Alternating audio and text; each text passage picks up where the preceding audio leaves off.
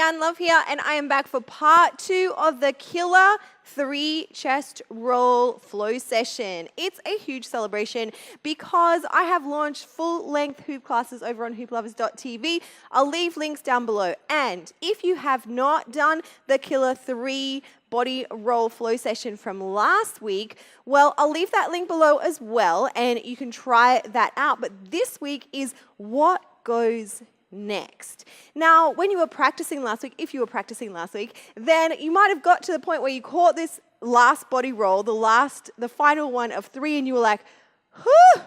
And a lot of times in that moment, you just stop because you're like, I just nailed it, like I caught it, now what? So here's now what. Well, this is one of infinite examples of what you could do next. So remember, we roll to one side, then we roll to the other. If you don't know what I'm talking about, then you can go check it out, but it doesn't matter if you haven't done it because we are back in our first hand that did the first roll. We rolled one way, then the other, because we're amazing like that, and now we're catching the hoop and we're like, what comes next? For me personally, I was catching the hoop with my palm up and the hoop would just fall down because it's in momentum. So what I want to do, because I could go into a million different tricks from this position, but it's kind of awkward. So the first thing that we're going to do is unfold. And then we're in this really natural position for a gazillion different moves. From here, what I'm going to do is go down into a reverse escalator on the back, and I'm just breaking it down, and then I'll break it down even more for you in a minute. So I go all the way down, and I pick up my opposite leg and do like a hip flick, and I don't step out, I don't have time for that because I'm in flow, and I go straight back up to a 2-hand catch. And it doesn't matter because we're in flow, like maybe your hands will cross over, maybe they won't, maybe you'll only catch it with one hand and you just use this arm, to make a kind of shape, whatever it is.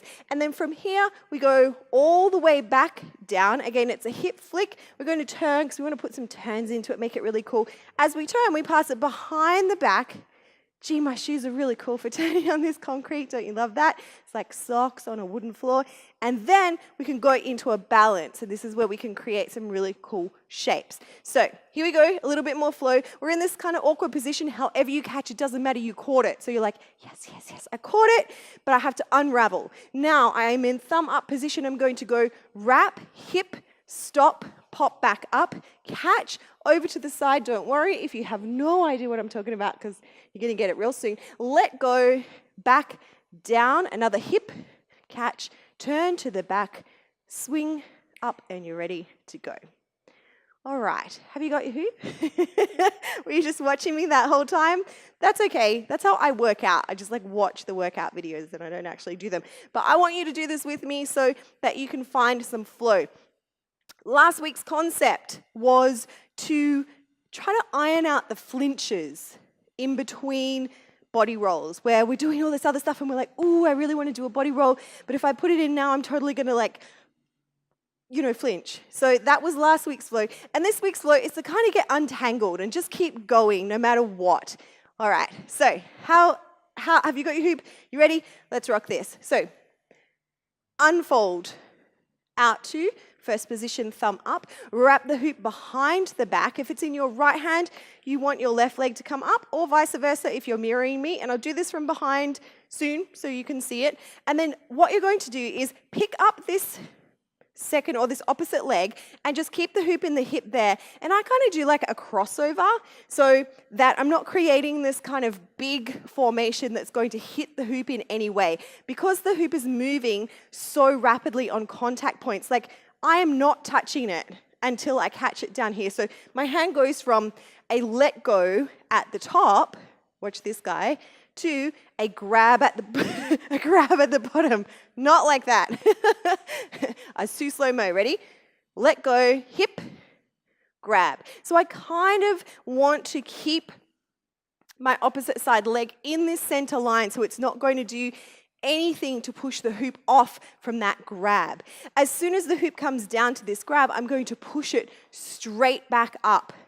And what I want to do is I raise both hands above my head, and I usually just naturally do this kind of crossover at the wrist catch, but it's up to you. Now, what's going to happen is the hoop is in your hand, and it's going to need to hit a contact point so that it can come into your hands above your head. For me, that is my outside forearm.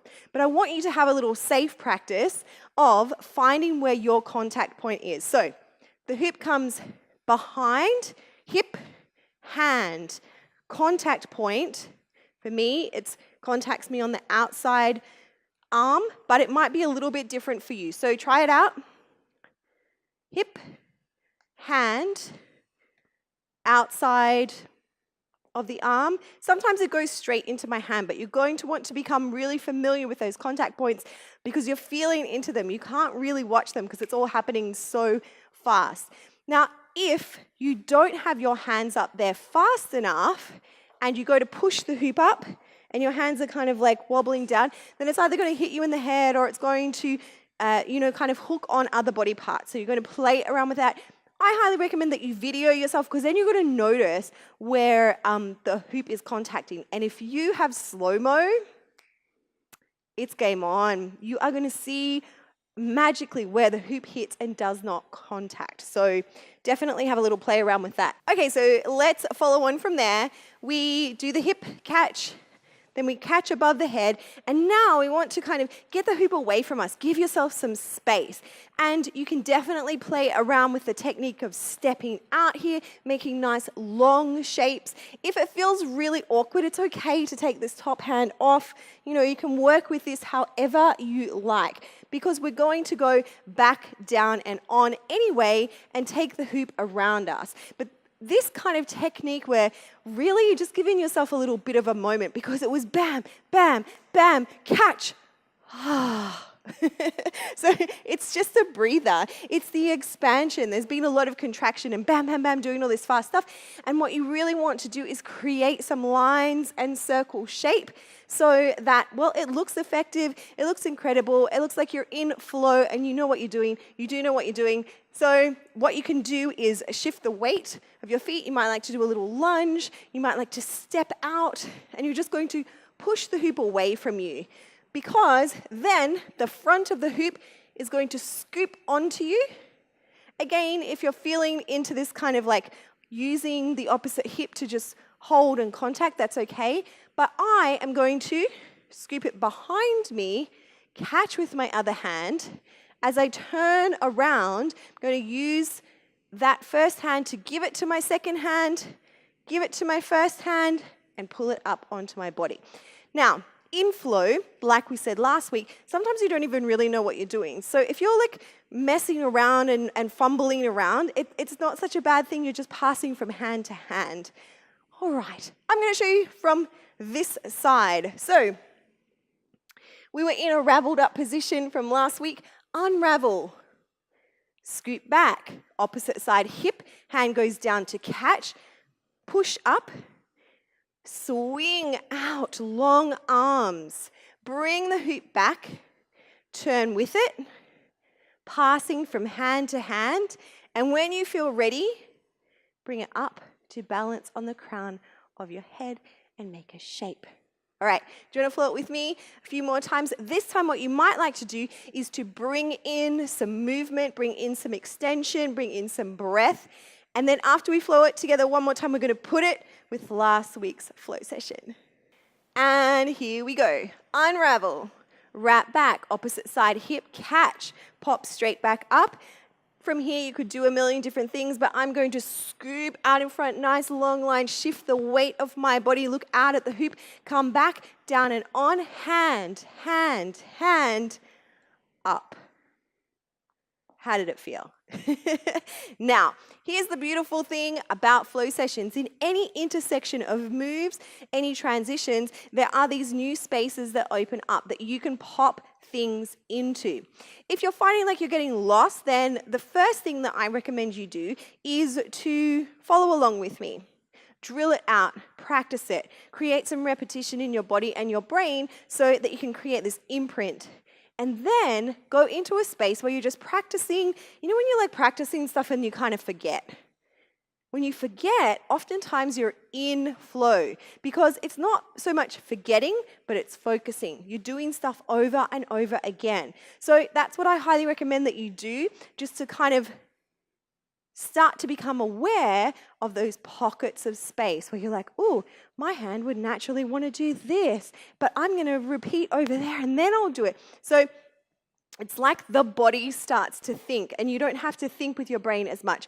But please don't stress if you're like, I have no idea what you're talking about because I've never felt that yet. Don't worry, it's all good. That's why we do these flow sessions. Okay, are you feeling ready to flow last week and this week together? Yes, the answer is yes. Can you even remember it? Can I remember it? This is going to be interesting. All right, I'll break it down once and then we'll flow it together. We do a flourish, then a hug escalator. Then we're going to reach out, palm up as we prepare, hips towards me, heart open, pointer fingers pressing away from each other, bend at the elbow, catch, pass behind the back. Give yourself a run up if you like. Roll, chest roll, whoop, chest roll, whoop. Now we're kind of like, I could go back into a million chest rolls there. I'm going to unravel. Then I'm going to hinge back, down, up, across. Drop it down. Catch it if you choose. If you don't want to do that, you can catch it all the way around. Like the hoop is going, you're going to find different weight, different momentum, even just the slightest little push. You know, you might not need to catch it in this first hand. You might just use your hip. Pass, pass, up. How did it feel? You want to groove through it one more time. Let's go.